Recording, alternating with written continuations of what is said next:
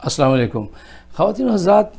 ایوب خان صاحب ایک فوجی حکمران تھے اور 10 سال تک انہوں نے حکومت کی.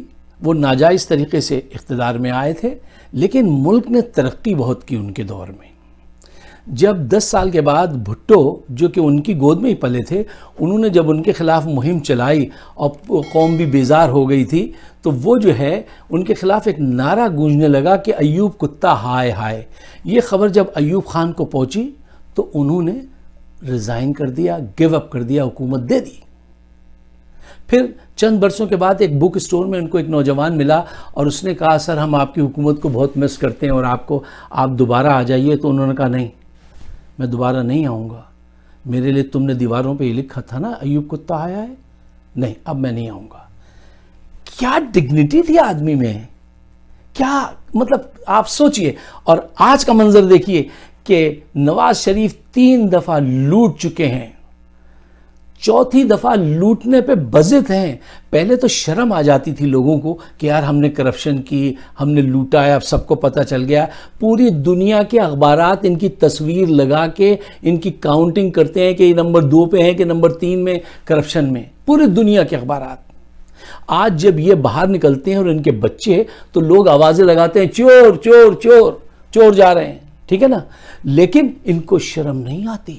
اب آج وہ تقریر فرما رہے تھے 4تھی مرتبہ اقتدار میں آنے کے لیے.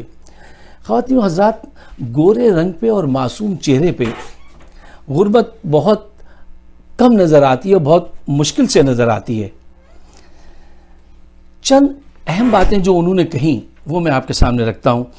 جس ہاتھ پہ $4.3 ملین کی گھڑی بندھی ہوئی تھی، وہ یہ رو رہے تھے کہ پاکستان میں لوگوں کے پاس کھانے کو نہیں.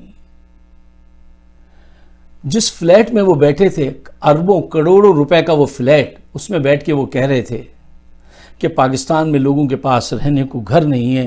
غریبوں کی جھوپڑی میں جا کے دیکھو، ان کے پاس جو ہے وہ روٹی جو ہے پانی سے کھاتے ہیں، سالن بھی نہیں ہے. اور فرما رہے تھے کہ سالن بھی نہیں ہے، مرغی بھی نہیں ملتی، اور پلاؤ تو ان کو بہت پسند ہے، پلاؤ اور آلو گوشت. پلاؤ تو سال میں شاید کبھی ایک بار ملتا ہے کہ نہیں ملتا.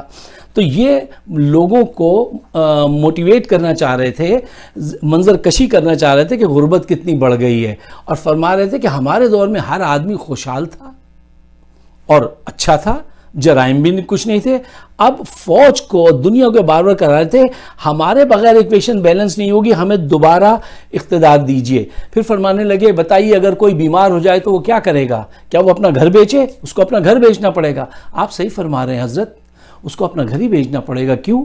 آپ سارا خزانہ لوٹ کے لندن لے گئے ہیں اور خود تو آپ علاج کرانے لندن چلے جاتے ہیں، ہر جگہ جا سکتے ہیں. آپ نے غریب کی کمر توڑ دی ہے. اب اس غریب سے آپ ہمدردی بھی کر رہے ہیں.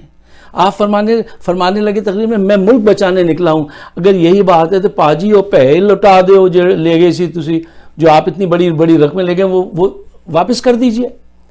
ایسا کچھ نہیں کریں گے. ایک آخری بات، بڑی اہم بات، یہ عرفان صدیقی صاحب نے نہیں لکھ کے دی ہوگی، انہوں نے خود ایکسٹمپور کہہ دیا اور یہ اب پھنس گئے. دیکھیے فرمانے لگے یار ایک اقامے کی وجہ سے وزیر اعظم کو نکال دیا. یعنی ان کے پاس اقامہ تھا، ان کے پورے رنگ گینگ کے پاس اقامے ہیں. اب ذرا سوچئے، توجہ دیجئے، ایک ملک کا وزیر اعظم، اس کے پاس اقامہ کیا کر رہا تھا؟ کیوں؟ اقامہ منی لانڈرنگ میں کام آتا ہے اور ان سب نے اس کا استعمال کیا. انہی موصوف نے ایک دفعہ فرمایا تھا کہ اگر میری جائیدادیں میری انکم سے زیادہ ہیں تو ججز کو کیا پرابلم ہے جی؟ اس آئی کیو کا آدمی کہ آپ 4تھی مرتبہ پھر وزیر اعظم رہے. اور فرمانے لگے، میرے پاس ٹائم کم ہوتا ہے، فرمانے لگے کہ کشمیر کا بیڑا غرق کر دیا. کشمیر کے وفد سے انہوں نے کہا تھا کشمیر کو بھول جاؤ.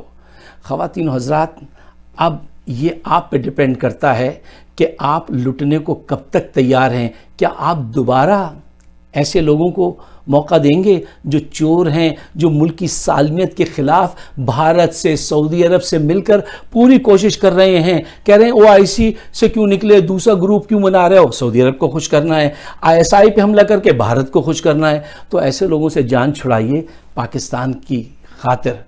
Get up Pakistan, get up and get them.